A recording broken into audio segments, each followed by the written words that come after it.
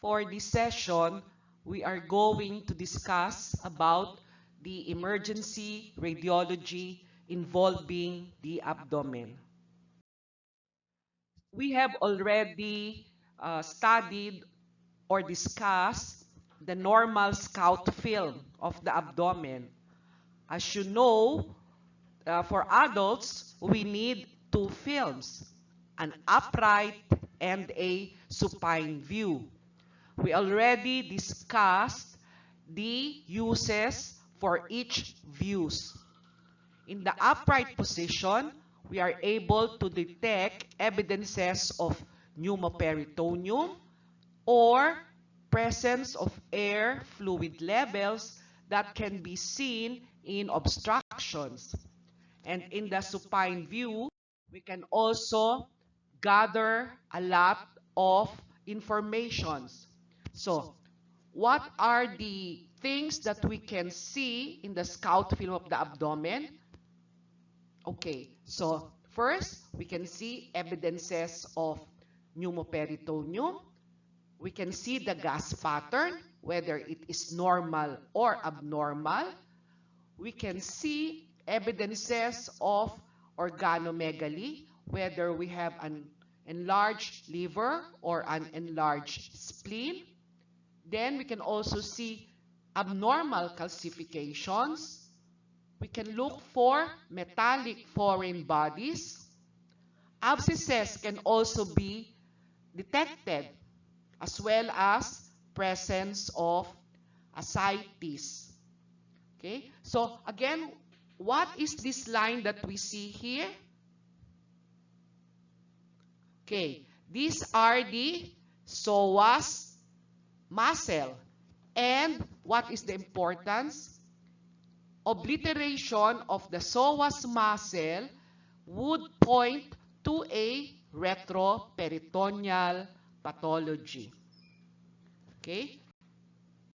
So, let's start with the abnormal findings in the scout film of the abdomen. Pneumoperitoneum.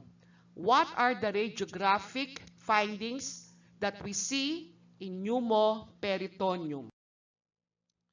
Here, we see an abundance of free air producing the continuous diaphragm sign.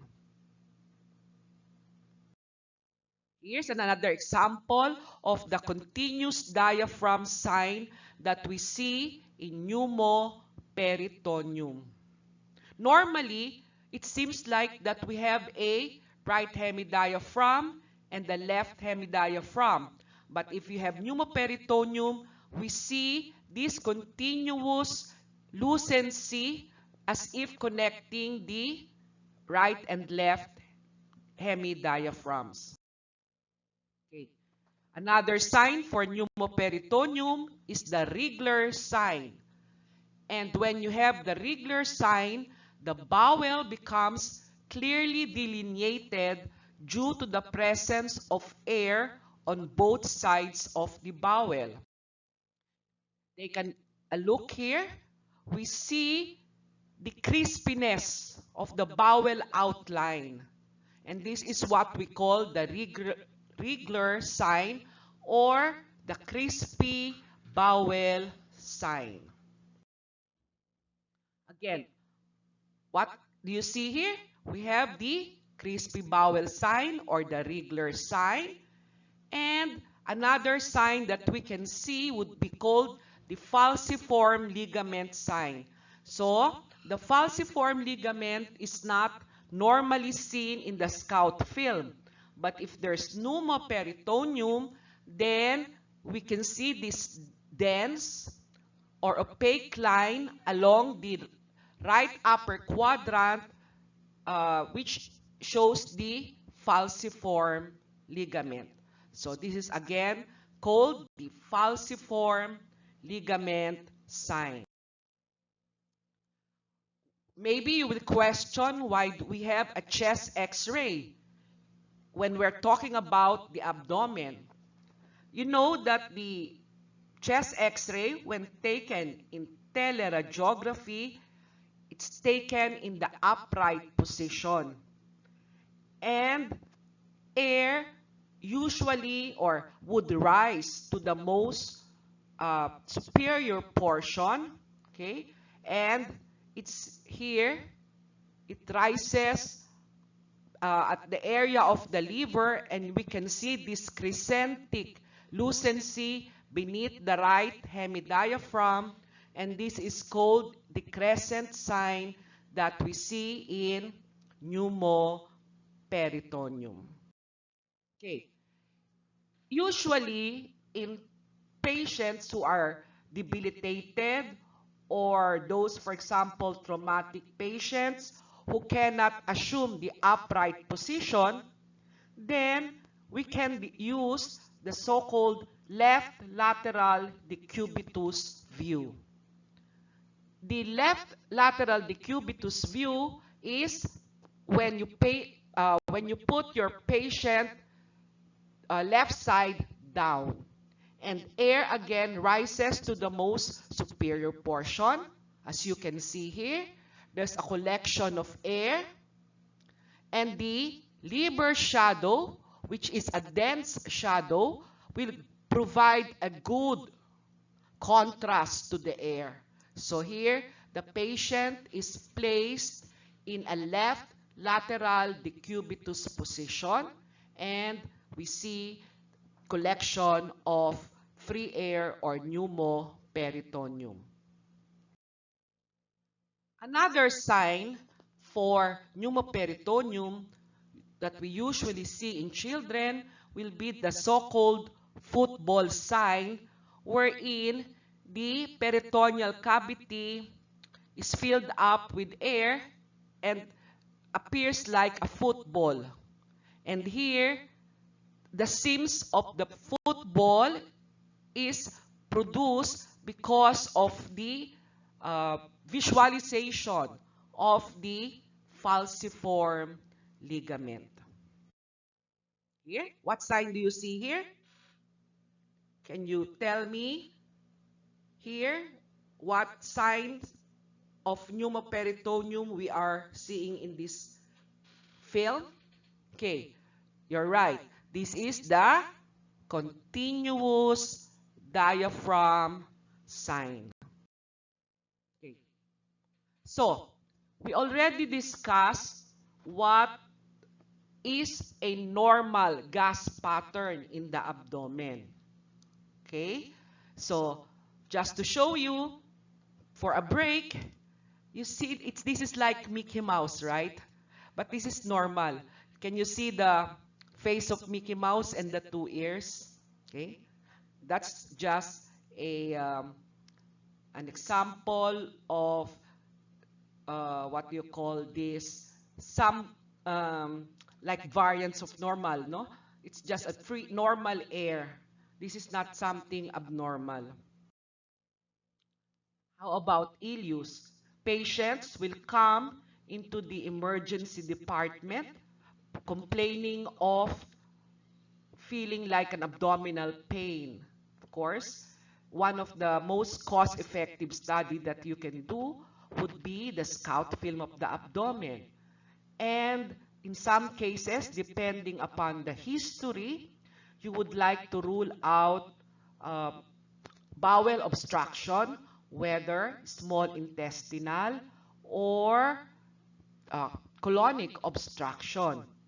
And when we see some dilated small intestines, but we see still gas in the colon, and the abdominal gas pattern seemingly appears to be disorganized, and the history may be compatible with it, maybe we are just dealing with paralytic ileus.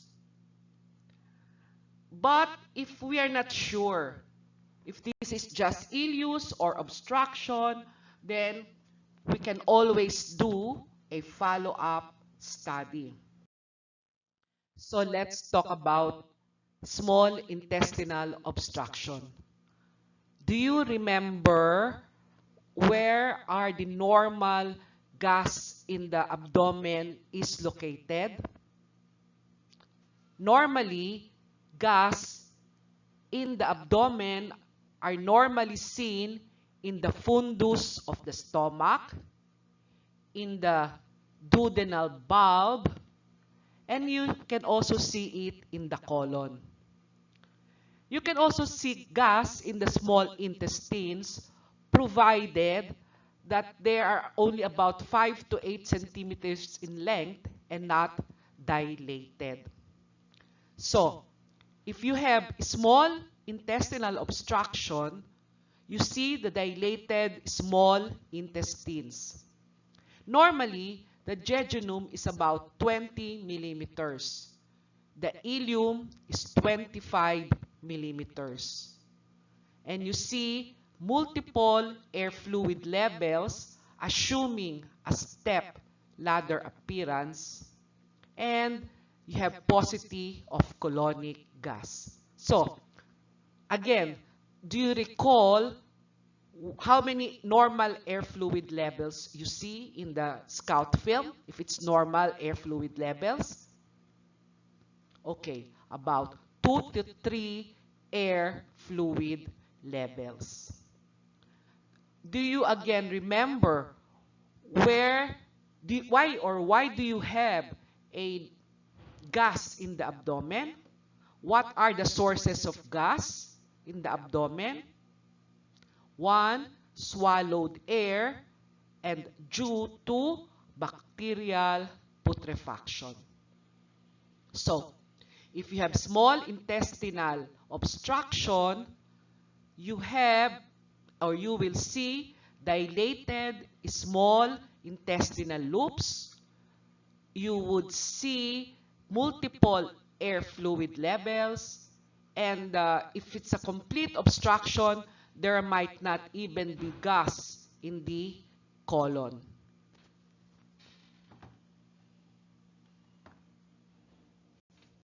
So, if we drop a line from the right upper quadrant down to the left lower quadrant, all the gas above that, or all the small intestinal uh, structures that we see there, would be your jejunum. And all those below that will be the ileum. Take note that the small intestinal or the small intestines are recognized because of the presence of valvulae conniventis, or the valves of Kirk-Green. Okay? So here, we see a dilated small intestines, recognized again because of these dense lines, which are your valvulae conniventis.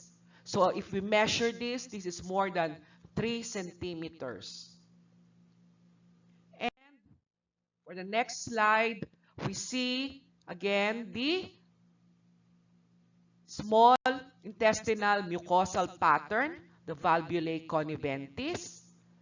The next slide will show you the multiple air fluid levels. How many air fluid levels is seen in a normal scout film?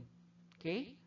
You can have air fluid levels in a normal scout film. How many? So that would be about 2 to 3. Okay? And it does not assume an organized pattern or the so-called step ladder appearance.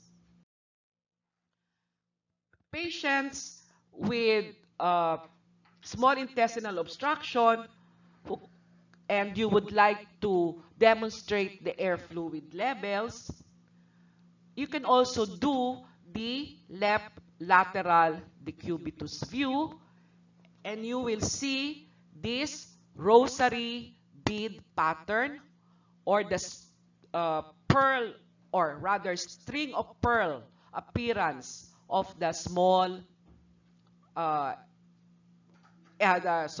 the string of pearl appearance for the multiple air fluid levels. Okay, can you see again ascites on scout film? Yes, we can see it. Water or fluid in the abdomen or anywhere else would be what? It will produce a density, or in ascites, if it's massive, it will produce generalized haziness of the abdomen with the bowel loops centrally pushed or centrally located. We know that when you do your PE, you can already detect uh, ascites. We already studied in MPPRC what are the maneuvers that you will do in your physical examination to demonstrate ascites. Another sign that we can say that there's presence of ascites, this is the so-called Helmer's sign, wherein the lateral margin of the liver becomes medially displaced by the intraperitoneal fluid. Okay. Another scenario where you can do scout film of the abdomen would be, again, patients, and probably an elderly patient comes to the ER because of severe abdominal pain, and maybe you can palpate a pulsatile mass. And in the elderly, the aorta is dilated when it's more than 3 centimeters. Okay? The abdominal aorta is dilated more than 3 centimeters. In patients less than 50 years old, the normal abdominal aorta should not measure 2 centimeters in diameter. So probably, in the scout film of the abdomen, you will just see a soft tissue density along the left side of the lumbar vertebra, and maybe you see some crescentic calcification because of the atheromas.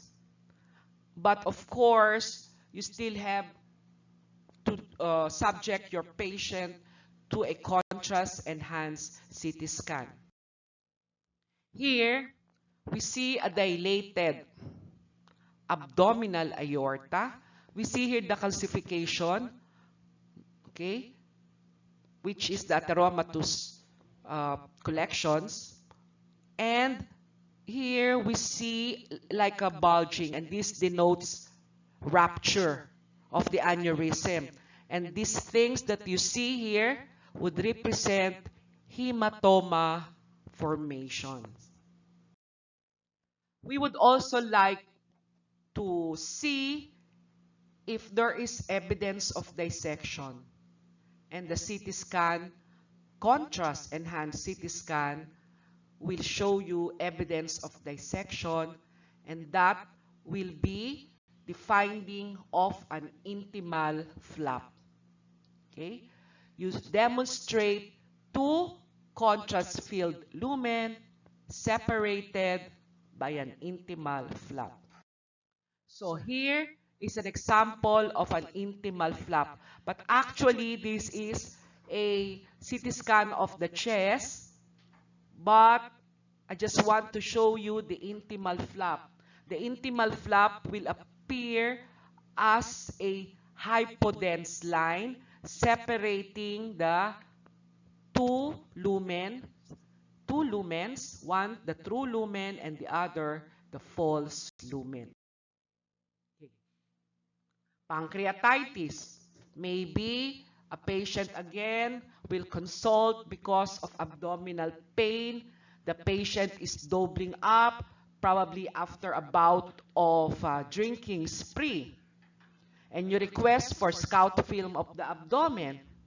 Can you see evidences of pancreatitis on scout film of the abdomen? You might see, okay? And here are the plain X-ray finding of pancreatitis. One, you can see the colon cut-off sign. You can see the sentinel loop. You might see the left perirenal halo, and you can have reactive pleural effusion. So, what is the colon cut-off sign? Here, we see the transverse colon, but we don't have gas in the ascending and descending colon cut-off sign. Or the other way around, you can have gas in the ascending and descending colon, but you do not have gas in the transverse colon. So, if you remember how the scout film of the abdomen looks like, the kidneys can be outlined by a radiolucent line because of the perirenal fat.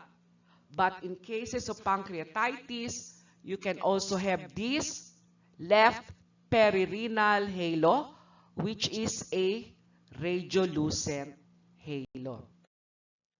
How about the sentinel loop? By the word itself, sentinel. Sentinel means guard.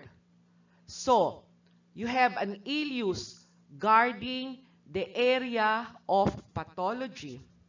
For example, pancreatitis. You will have areas or localized area in the epigastric region.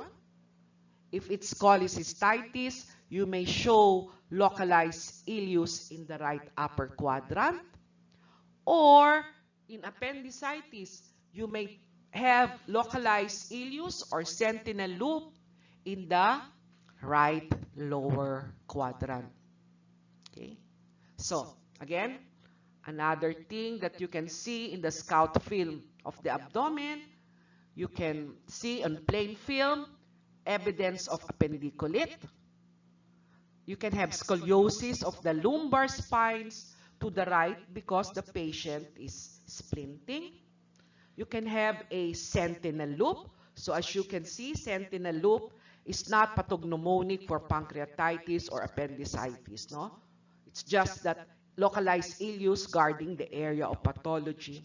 And if the appendix is retroperitoneal, the psoas muscle may become hazy or obscured. Can you do ultrasound in cases of appendicitis? Yes. Maybe you will ask your patient to go to the ultrasound department, and you just write in your request, particularly if you're looking for appendicitis, if you're not really sure what's going on in that right lower quadrant. And what are the ultrasound findings of appendicitis? You have a non-compressible appendix, an outer diameter of 7 millimeters or more, and a wall thickness of greater than 3 millimeters. So how does an appendix look like on ultrasound or even on CT scans? They are blind tubular structures, tubular structures that are blind ending. Okay, you have a tubular blind ending structure. Here, the scout film. Remember the psoas muscle? Okay, you will see here a calcific focus in the right lower quadrant, and in the right setting, you might think of appendicitis because that would represent the appendiculate. On CT scan, you have a blind ending tubular structure. You have a dilated appendix more than 7 millimeters, and you would see the appendiculate, this calcified focus within the appendix. That is your appendiculate. In the ultrasound, okay, this is a very beautiful appendix with, again, it's dilated and the wall is greater than 3 millimeters. The wall-to-wall diameter is greater than 7 millimeters, and it's non-compressible. What does non-compressible means? It means that if you place your transducer on the right lower quadrant, that will not change in caliber, no? That dilated appendix will not change in caliber. Okay, another case, intussusception. And you know that intussusception is the invagination of one segment of the gastrointestinal tract into the adjacent one. Plain X-ray, it appears as a non-specific soft tissue density. When you do your barium enema, you might see the coil spring pattern. On CT scan, you can see multiple concentric rings, the target sign. Of course, in intussusception, when you examine your patient and you ask the history, they might already provide a clue. You have the so-called currant jelly stool, and you can palpate a mass in the abdomen. And you might see signs, or you might see signs of obstruction. Okay? So here, we just see a vague soft tissue density in the abdomen. And when we do barium enema, we can see this coiled spring appearance. Okay? You know that barium enema is a retrograde flow of barium from the rectum to the cecum. And the endpoint of a barium enema examination will be the visualization of the appendix or the terminal ileum. But in this patient, when the barium was introduced, there is obstruction because there's no more progression of the barium down to the cecum. It ends at the level of the transverse colon. You already see the coil spring appearance. When you do the barium enema in the radiology department, it can be both diagnostic and therapeutic. For these cases, when we want to reduce the intussusception by means of barium enema, we do a low pressure barium enema, and we do it for 3 times. We would try to reduce the intussusception for 3 times. Of course, there are contraindications for doing the low pressure barium enema, and one of them would be evidence of pneumoperitoneum, and there is evidence already of peritonitis. So remember, in intussusception, you have the so-called coil spring appearance. Here is a CT scan. We see dilated bowel loops, and here we see the target sign or the multiple concentric rings. Volvulus. What is volvulus? Volvulus refers to torsion or twist of an organ on a pedicle to a degree sufficient to cause a symptom. On plain film, we have the so-called coffee bean sign, and when you do your barium enema, you can again have, it will show the bird's beak sign. Here is a scout film, and can you see this coffee bean sign? It's like the 2 pods of the coffee bean, no? And this one is in the midline. So, when you see the coffee bean sign, this is not a simple or uncomplicated obstruction. There is already compromise to the blood supply. Okay? So you have strangulation, obstruction. Coffee bean sign in plain film that you can see if there's volvulus. And you can again do barium enema, and as the arrow will point out, you can see the bird beak sign. In the upper GI series, where do you see the bird beak sign?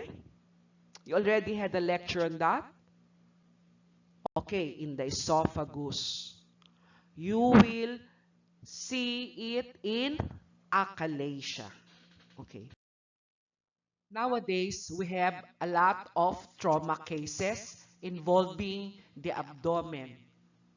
So, CT is recommended in all patients with suspected abdominal injuries who are sufficiently stable to undergo a CT examination.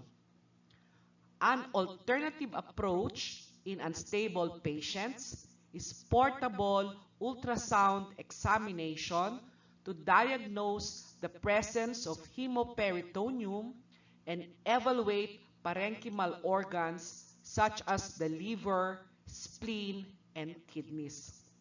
So, if you are interested in knowing if there is hemoperitoneum, you can request in ultrasound the FAST examination, FAST, and you will be able to detect the presence of hemoperitoneum.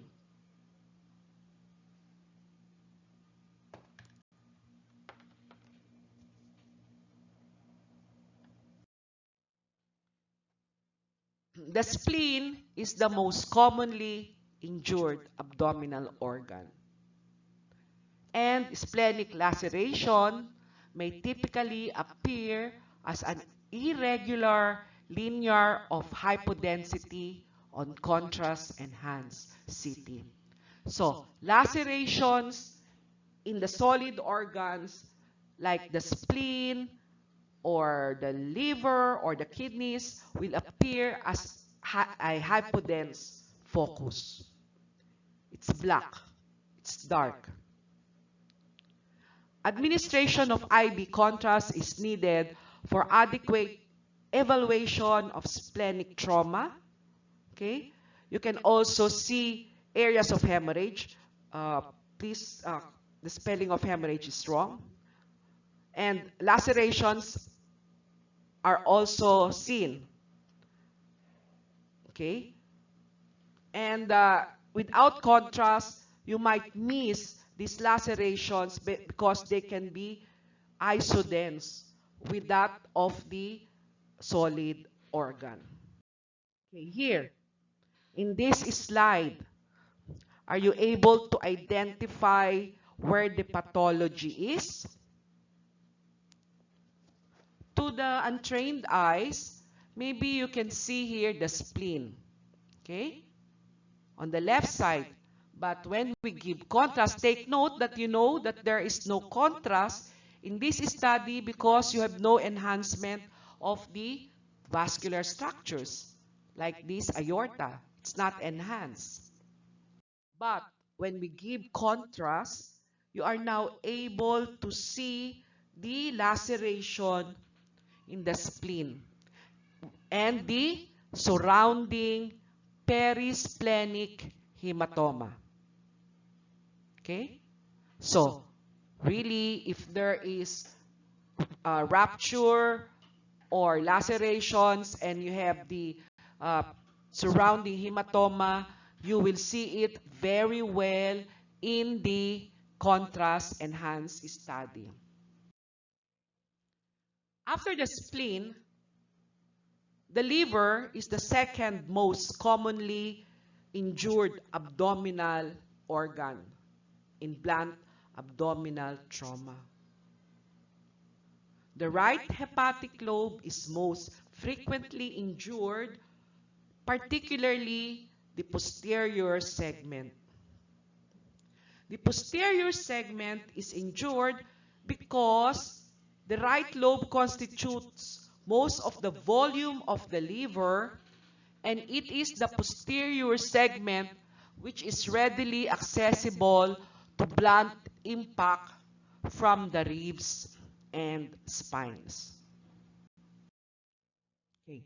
Again, hepatic lacerations can appear as irregular, linear, branching, or rounded areas of low attenuation within the normally enhancing liver. Here we see the liver. Okay? And this one is the contrast enhanced. You see the aorta is not enhanced here. Here we see the enhancement of the vessels as well as the aorta.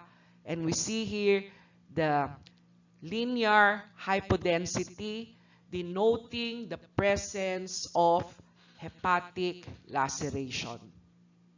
Here is a normal spleen. If you try to recall the spleen that we saw with lacerations and perisplenic hematoma, okay? So try to recall the previous slide that I've shown you in case of perisplenic hematoma due to splenic lacerations. Okay, another one. The liver, contrast enhanced, and you see here the linear hypodensity, which denotes a hepatic laceration. Can we see evidences of lacerations on renal or on kidneys or renal involvement? Yes, we can. And we have categories of renal injuries.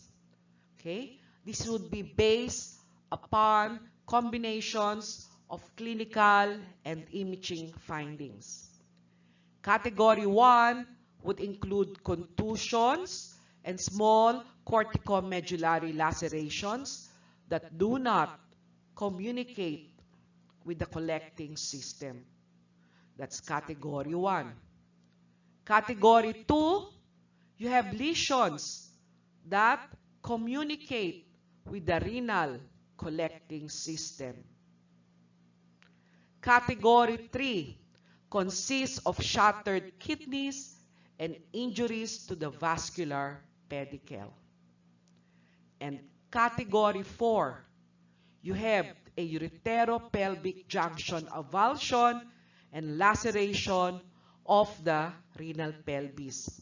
So the urine can excrete and you can produce urinomas. You can see this on CT scan.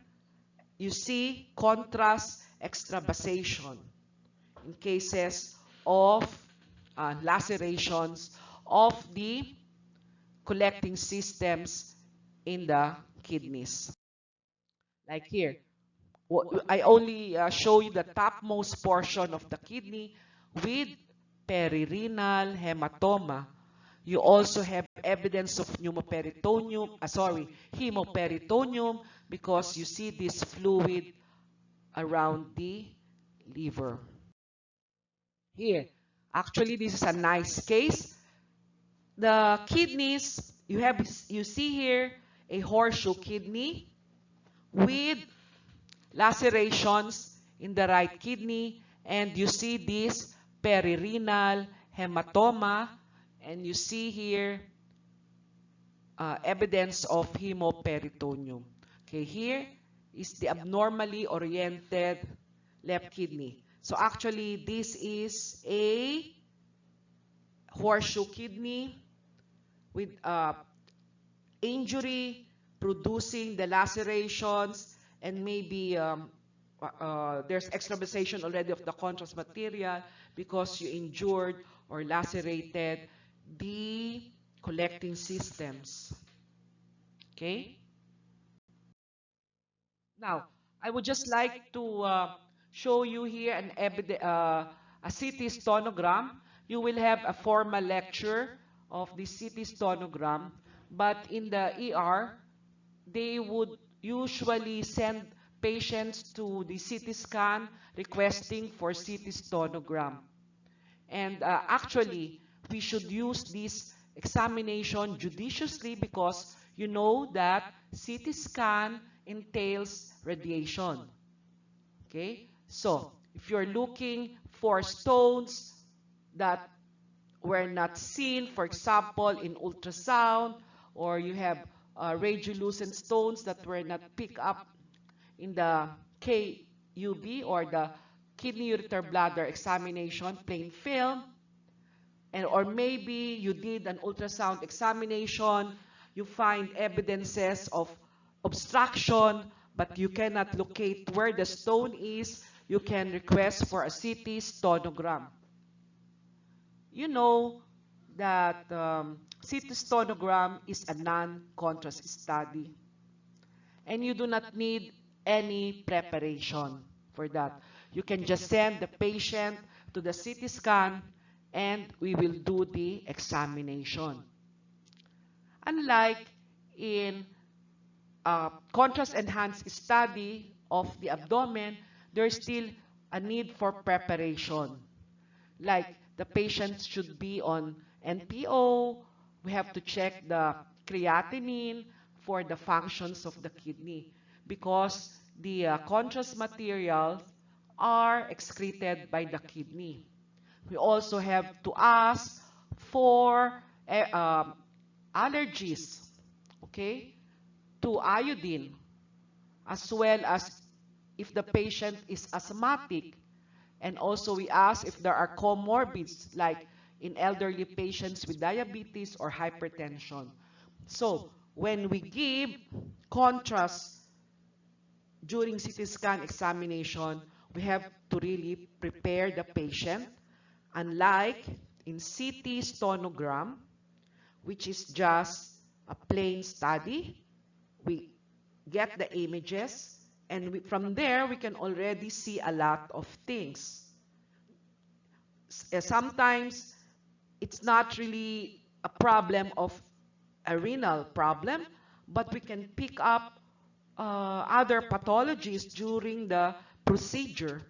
Like sometimes we would see not evidence of renal stones as the cause of the abdominal pain, but appendicitis. We can see that already during the stonogram examination. We can also see like diverticulitis, no? So any other pathology in the abdomen. But be sure that when you request for CT stonogram, it should be really indicated. Because as I've said, you have to use it judiciously because we, what do you call this? We have radiation, okay? There is radiation in CT stonogram, as well, of course, as in the other CT examination. So here, this is a non-contrast study. You see there's no excretion of the dye by the kidneys, but we see here an evidence of a stone. This is a staghorn calculus. Okay? Also, during stonogram examination, we can already demonstrate if there is evidence of hydronephrosis or hydroureter. Okay? So, you see this calcific focus in the left kidney, which is a staghorn calculus. Here, again, we have evidence of air. Okay? There is evidence of air around the kidney. We see air in the perirenal area. And there is also air rising up into the mediastinum. Okay? I just changed the window just to show you also the patient had pneumothorax, okay, and pneumopericardium. Can you see the air around the aorta? Okay. So that ends my lecture. I hope you find it useful.